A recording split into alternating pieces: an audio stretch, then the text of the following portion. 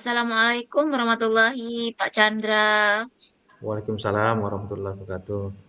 Selamat malam. Malam Ibu. Hmm, Baik Pak Chandra, saya dengar Pak Chandra hari ini ingin melakukan coaching dengan Ibu Rizky ya Pak. Iya Ibu. Kebetulan pada hari ini saya dengan Bu Rizky telah melakukan kesepakatan untuk melakukan coaching berkaitan dengan supervisi akademik apa yang menjadi permasalahan beliau di sekolah gitu Ibu. Oke, saya menyiapkan beberapa pertanyaan untuk Pak Chandra agar ke depannya ketika melakukan coaching, Pak Chandra mempunyai alur atau terarah gitu ya Pak coachingnya Pak ya.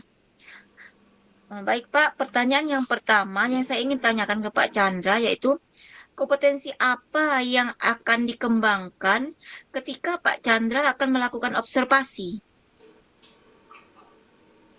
Ya, sebagaimana apa namanya eh, panduan yang kami dapat dari pendidikan guru penggerak, ada 3 kompetensi yang mungkin nanti akan dilaksanakan Ibu. Yang pertama yaitu kehadiran penuh atau presence, di mana kehadiran penuh ini adalah kemampuan untuk hadir utuh bagi rekan yang akan disupervisi. Nah, kehadiran penuh ini adalah bagian dari kesadaran diri yang akan membantu munculnya paradigma berpikir dan kompetensi lain saat kita melakukan percakapan coaching.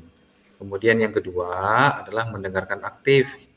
Seorang supervisor, coach yang baik akan mendengarkan lebih banyak dan lebih sedikit berbicara serta mengesampingkan agenda pribadi atau penilaian terhadap coaching. Kemudian yang ketiga adalah mengajukan pertanyaan yang berbobot. Keterampilan ini yang harus dimiliki oleh seorang supervisor adalah mengajukan pertanyaan yang berbobot. Pertanyaan yang diajukan oleh coach diharapkan mengugah seseorang untuk berpikir dan dapat menstimulus pemikiran coach untuk mengungkapkan emosi atau nilai serta masalah yang dihadapinya. Seperti itu, Bu. Oke, terima kasih. Baik, lanjut dengan pertanyaan yang kedua. Kira-kira kompetensi apa yang secara spesifik yang dikembangkan ketika Pak Chandra akan melakukan observasi? Iya. Eh, Secara spesifik ketika dalam observasi, kompetensi yang mungkin akan lebih banyak dilakukan kepada coachee ya, itu adalah mungkin adalah mengajukan pertanyaan yang berbobot. Sehingga nanti supervisor secara utuh akan mendapatkan apa sebenarnya inti yang ingin dicapai dan ingin diselesaikan dari apa yang disampaikan oleh teman-teman yang akan disupervisi seperti itu. Terima kasih. Kita lanjut ke pertanyaan yang ketiga ya, Pak. Kira-kira indikator apa yang ingin dicapai dan tujuan pengembangan apa yang diinginkan Pak Chandra dalam proses coaching nanti? Ya, secara khusus nanti tentu indikator yang ingin dicapai ialah bagaimana kita bisa membantu coachee untuk mengungkapkan masalahnya sehingga kita dapat memberikan saran, pendapat, serta masukan kepada yang bersangkutan. Kemudian yang kedua, kita ingin mendorong supaya coachee bisa secara terbuka, ya, sadar secara penuh untuk menyampaikan serta mungkin secara mandiri akan menemukan solusi-solusi alternatif yang bisa disampaikan dan dilakukan untuk dalam rangka perbaikan. Oke, baik Pak Chandra, terima kasih atas jawaban-jawaban yang telah disediakan. Semoga coachingnya hari ini berjalan lancar dengan Bu Rizky. Terima kasih Pak Chandra. Assalamualaikum warahmatullahi wabarakatuh. Waalaikumsalam. Terima kasih Ibu. Sama-sama Pak.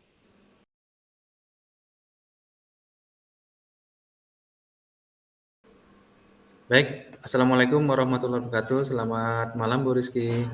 Waalaikumsalam warahmatullahi wabarakatuh. Selamat malam, Pak. Ya, alhamdulillah. Gimana kabarnya Bu?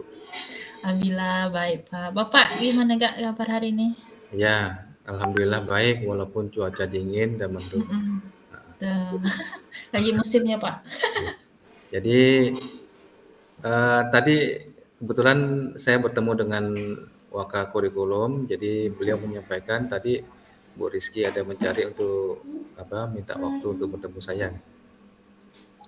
Iya, Pak, benar, Pak. Jadi tuh saya mau sedikit ya cerita-cerita lah, Pak, apa tentang permasalahan saya. Siapa tahu buat melakukan coaching dengan Bapak, saya mendapatkan solusi terhadap masalah yang saya hadapi, Pak. Ya, ya nanti kita sama-sama lah ya, mungkin sama-sama kita coba berdiskusi, mungkin ya walaupun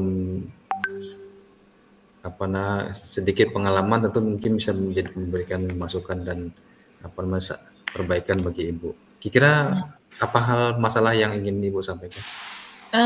Masalah yang ingin saya ceritakan itu Pak mengenai rekan kita Pak, rekan sejawat di sekolah. Saya melihat itu rata-rata di sekolah itu masih masih banyak lah Pak guru yang itu menggunakan metode konvensional. Artinya mereka itu hanya menggunakan ceramah, kemudian ceramah lagi. Padahal yang kita ketahui bahwa apalagi di tingkat kita ya Pak, di tingkat SMA itu memang anak-anaknya udah seberjalan dengan teknologi. Seharusnya kan kita sebagai guru itu harus bisa melatih diri kita untuk tidak ketinggalan zaman, mengikuti zaman mereka untuk menggunakan berbagai teknologi lah Pak dalam pembelajaran seperti itu Pak. Iya, memang benar Bu. Jadi sesuai dengan perkembangan zaman saat ini memang tentu proses pembelajaran kita harus bisa membuat sekreatif mungkin, seinovatif mungkin sehingga anak-anak merasa senang, tertarik dan untuk belajar tentu bersemangat. Nah, itu. Memang pada saat ini kita guru dituntut untuk bisa memberikan proses pembelajaran yang kreatif, inovatif dan menyenangkan bagi anak-anak. Iya, benar, Pak. Yang kita hadapi adalah generasi generasi Z ya. Iya, Gen Z ya, Pak. Gen Z ini tentu perlu pendekatan, perlu layanan-layanan pendidikan yang mungkin berbeda dengan apa yang kita dapat pada waktu di masa yang lalu. Benar. Nah, dan apalagi generasi Z ini sangat dekat dan familiar dengan teknologi dan media sosial, sehingga kita perlu kreatif seperti itu, Bu. Iya, benar, Pak. Itulah saya melihat rekan-rekan saya itu masih ya menggunakan metode-metode lama, mereka ceramah. Jadi saya lihat juga proses pembelajaran itu jadi kurang menarik gitu untuk anak-anak, Pak. Ya, memang tidak dipungkirin sih Bu, memang tidak ditampilkan bahwa ada sebagian guru-guru kita, terutama yang mungkin guru-guru yang sudah menjelang purna tugas, tentu memang di jelang-jelang akhir purna tugasnya mungkin sudah merasa jenuh dan bosan dalam proses pengajaran. Namun saya temui ada juga beberapa kawan-kawan senior guru yang hampir purna juga semangatnya hampir sama dengan semangat yang masih muda-muda juga. Dan bahkan ada salah satu guru yang usianya sudah sangat sepuh, tapi dia masih bisa mampu untuk belajar teknologi serta beradaptasi dengan apa yang saat ini tengah berkembang seperti itu, Bu. Ya, benar, Pak. Nah, jadi dalam hal ini mungkin perlu adanya apa namanya eh, proses ya, proses pendampingan bagi guru yang sudah jenuh mungkin ya kan, perlu pendampingan, dan ini mungkin proses kepemimpinan dari sekolah yang harus bisa untuk memberikan support dan dukungan bagi kawan-kawan guru itu.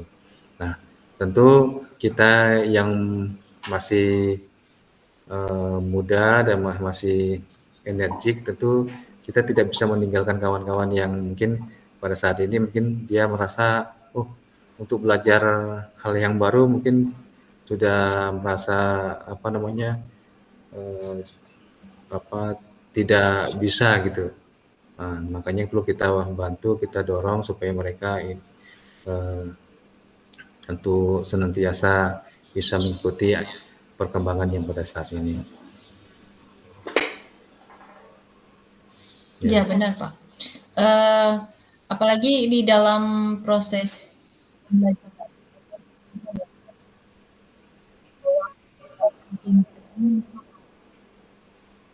mereka ini memang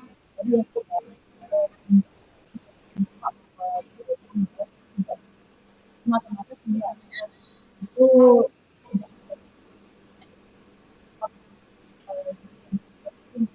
sama kami. Beliau menyadari bahwa gen ini memang anak-anak itu lebih sehingga memang kita itu melakukan turun teman-teman atau guru-guru ya, mereka bisa mengubah bahwa oh ini loh zaman sekarang itu memang anak-anak itu lebih memang tertarik karena iya, Bu, betul. Ya, paling tidak nanti kita bisa mengajak kawan-kawan untuk mengubah paradigma mengajarnya dari ibaratnya teacher center ya ke student center seperti itu.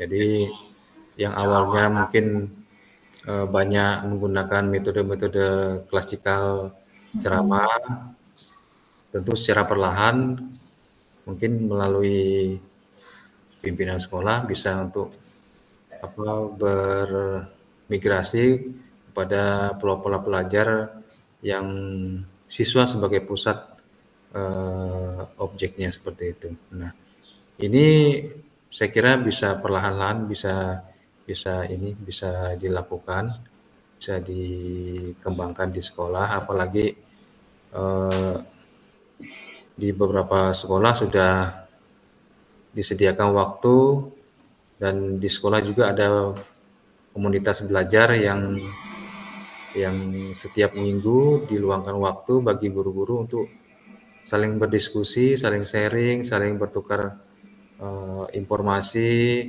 saling bertukar praktik baik dalam belajar, sehingga mungkin secara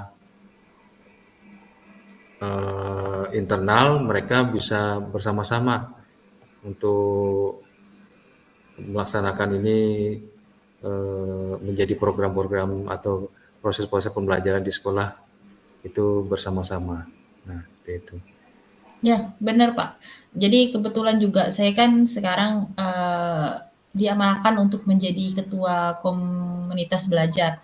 Jadi ini mungkin satu di antara cara saya untuk mendekatkan diri kepada guru-guru, rekan guru, sedikit demi sedikit, tahap bertahap untuk mereka menggunakan metode pembelajaran yang memang menggunakan teknologi. Apalagi kan di sekarang tuh sekarang itu teknologi itu kan bisa digunakan juga menggunakan permainan. Apalagi sekarang ini kan lebih banyak ke quizzes ya gitu kan Pak. Apalagi kalau di SMA itu menggunakan permainan. Nah, itu pasti anak-anak lebih suka, lebih tertarik.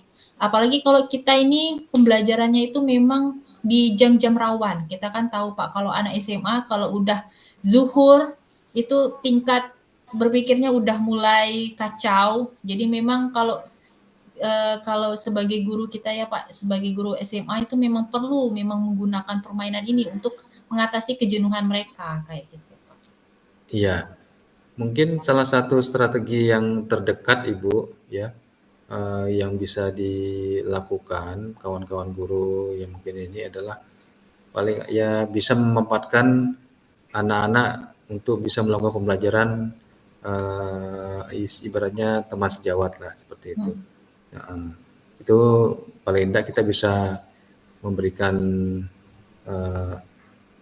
kesempatan bagi anak-anak untuk mengeksplorasi bersama teman-temannya ya. Kalau kami di sekolah tuh kami bilangnya MLM, multi level learning bahasanya. Ya, jadi ada salah satu siswa yang kita tunjuk untuk jadi koordinator untuk memberikan pembelajaran teman sejawat kepada kawan-kawannya di kelas seperti itu. Iya, benar Pak. Yang terdekat lah paling yang bisa dilakukan oleh ini. Iya benar. Kalau saya pikir juga demikian Pak. Sama halnya bahwa kalau anak-anak itu memang lebih enaknya belajar itu dia dengan rekan sejawatnya, lebih enak, lebih mudah memahami, menangkapnya.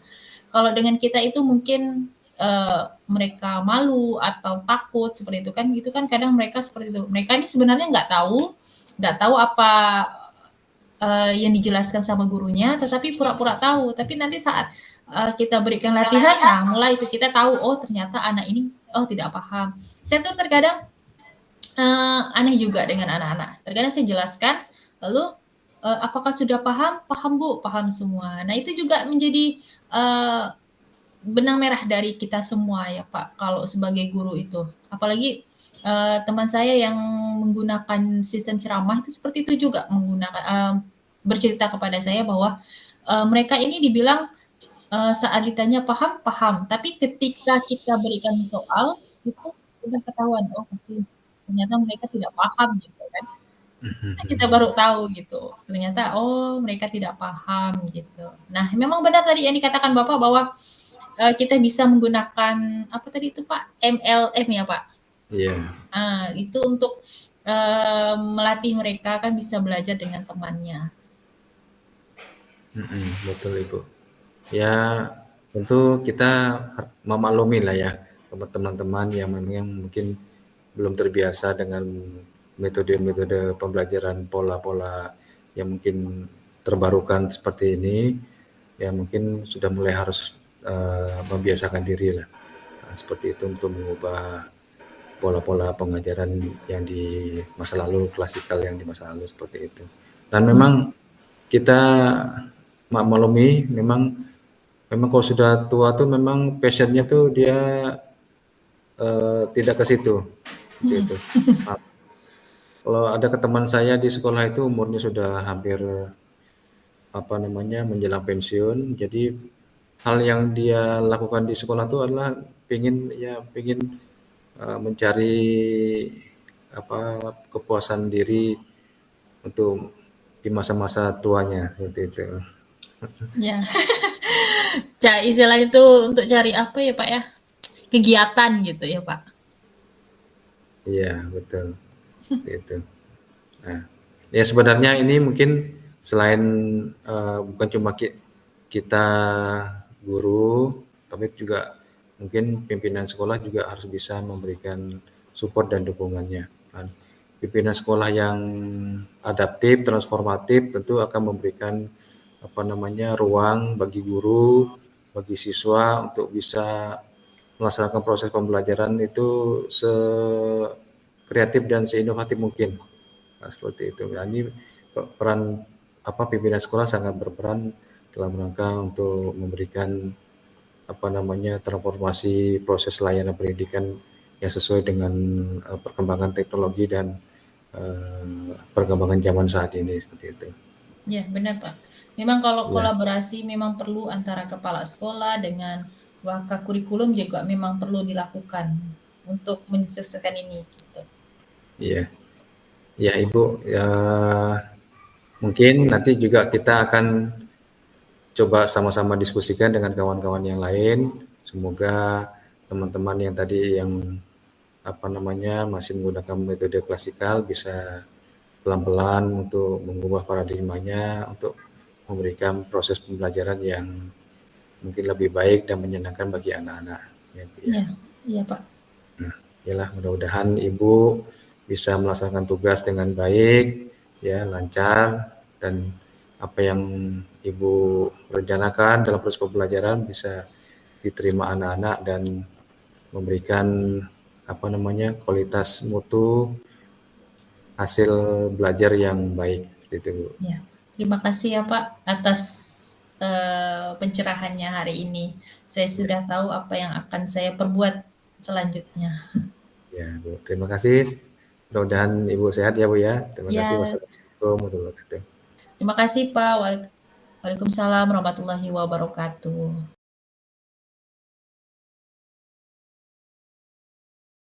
Assalamualaikum Pak Chandra. Waalaikumsalam warahmatullahi wabarakatuh. Apa kabarnya hari ini Pak Chandra? Gimana Ya, coachingnya? Berjalan lancar?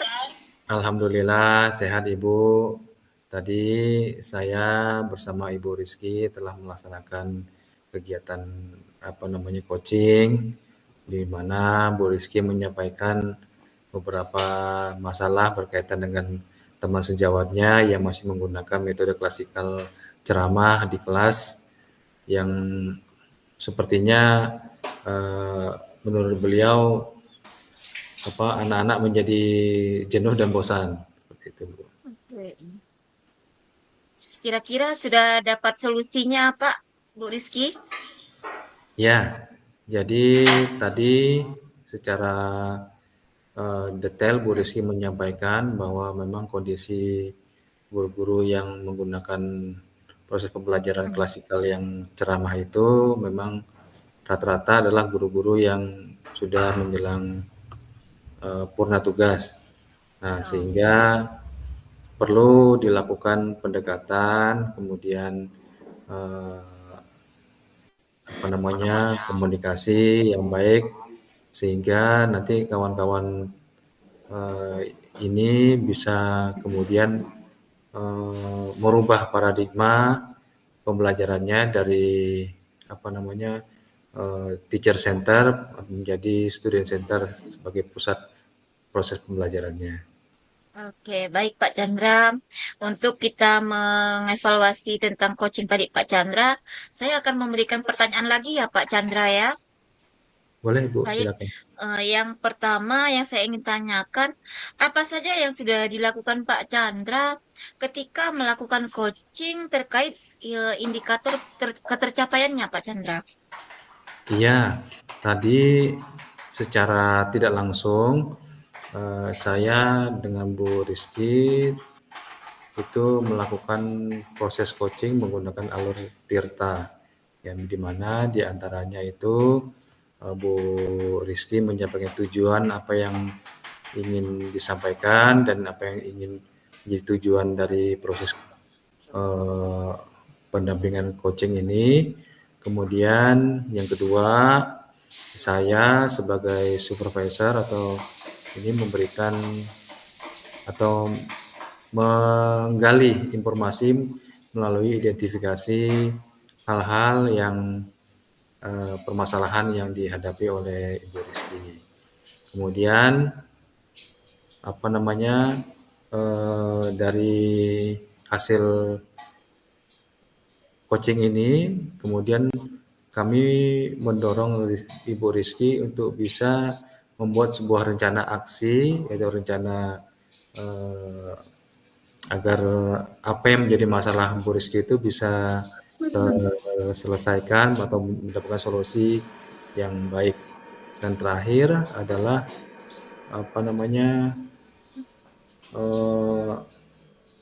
tadi kita sempat berdiskusi bagaimana supaya permasalahan ini bisa menjadi perhatian dari pimpinan sekolah juga seperti itu, Bu. Oke, baik. Terima kasih, Pak. Kita lanjut ke pertanyaan yang kedua. Kira-kira kompetensi apa yang ingin dikembangkan berdasarkan coaching yang baru saja Bapak lakukan? Iya, dari proses coaching yang dilaksanakan itu, tadi saya menilai ada beberapa hal yang kira-kira perlu dikembangkan atau diperbaiki dalam rangka untuk peningkatan proses pendampingan selanjutnya.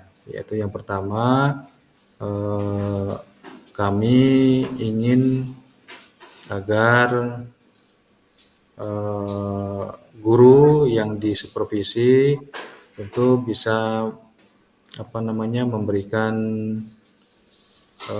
secara terbuka apa permasalahan yang dihadapi oleh guru itu di sekolah. Kemudian yang perlu dikembangkan selanjutnya adalah bagaimana supaya guru tersebut bisa secara mandiri untuk menemukan solusi-solusi alternatif yang bisa membantu menyelesaikan proses masalahnya di sekolah. Dan terakhir, eh, kami tadi melihat bahwa ada satu hal lagi yang perlu diperbaiki, yaitu bagaimana membuat rencana kegiatan penyelesaian masalah ini bisa selesai untuk menyelesaikan masalah yang telah dihadapi oleh guru. Oke, baik. Terima kasih atas jawaban-jawaban Pak Chandra. Semoga apa yang dirasakan, apa-apa masalah yang dihadapi Bu Rizky terselesaikan dan akan lebih baik ke depannya. Baik, terima kasih Pak Chandra atas kesempatannya. Semoga kita sehat selalu. Assalamualaikum warahmatullahi wabarakatuh. Waalaikumsalam warahmatullahi wabarakatuh. Terima kasih Ibu. Mudah-mudahan sehat semuanya. Alhamdulillah. Sama-sama, Pak.